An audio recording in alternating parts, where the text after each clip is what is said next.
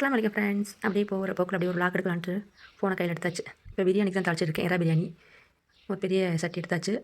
அதில் எண்ணெய் நெய் ஊற்றி 4 பெரிய வெங்காயம் பட்டை வகையெல்லாம் சேர்த்து வதங்கிட்டு இருக்கு. இங்கிட்டு எறா பொரிஞ்சுக்கிட்டு இருக்கு. எறா பிரியாணிக்கு வந்து எறா பொரிச்சு பிரியாணி செய்யும்போது நல்லா டேஸ்ட்டாக இருக்கும் பிரியாணி.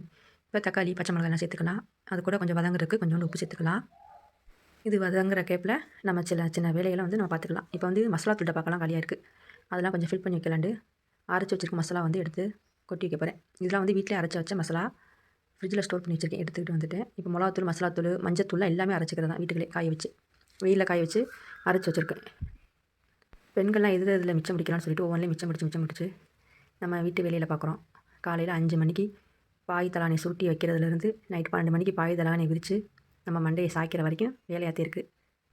ஆனால் இந்த ஆம்பளைங்க ஈஸியாக வீட்டில் சும்மா தானே இருக்க, நீ அந்த பார்த்தானே இதை பார்த்தானே அங்கே போனானே இங்கே போனானே இதை செஞ்சானே அதை செஞ்சானுங்கிறது. இப்படி சொல்லும்போது கோவம் பயங்கரமாக வரும்.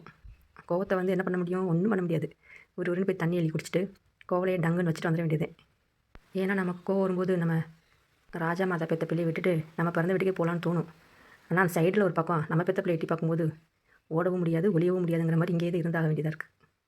இப்போ நல்லா தண்ணி கொதிச்சு நான் 2 உலக கிளாஸில் வந்து அரிசி சேர்த்துருக்கேன். அதுக்கு வந்து 3 உலக தண்ணி சேர்த்துருக்கேன். இப்போ தண்ணி நல்லா கொதிச்சு அரிசியை போட்டுக்கலாம். தேவையான உப்பு சேர்த்துக்கலாம். நல்லா கொதிச்சு வரட்டும்.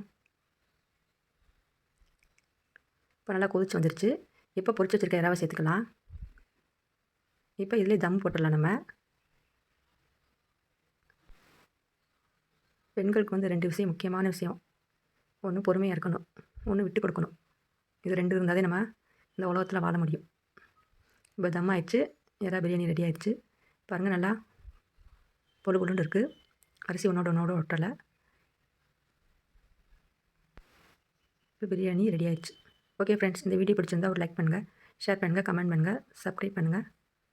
தேங்க்ஸ் ஃபார் வாட்சிங். அஸ்ஸலாமு அலைக்கும்.